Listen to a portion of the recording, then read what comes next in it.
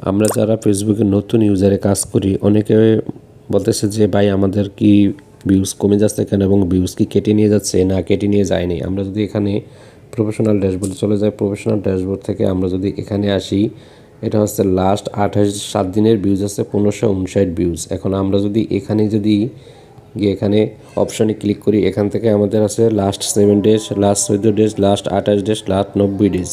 এখন আমরা যদি 90 ডেজে দিই তাহলে এখান থেকে কী হবে, আমাদের একবারে টোটাল চ্যানেল ভিউজটা আমাদের এখানকে দেখাবে। এখানে হচ্ছে 43,145 ভিউজ। এখন আমরা যদি সি অলে দিই তাহলে আমরা দেখতে পারবো যে এখানে আমাদের লাস্ট 9 অক্টোবর থেকে 6 জুন, মানে 9 তারিখ থেকে 6 জুন পর্যন্ত আমাদের টোটাল ভিউজ আছে 43,145 ভিউজ। তাহলে তার মানে কি হলো, আমাদের কোনো ভিউজ ফেসবুক কেটে নিয়ে যায় না। এটা হচ্ছে আমাদের চ্যানেলের টোটাল ভিউজটা আমরা এখানে দেখতে পারতেছি এবং লাস্ট 28 দিনের ভিউজটা আমাদেরকে শো করে।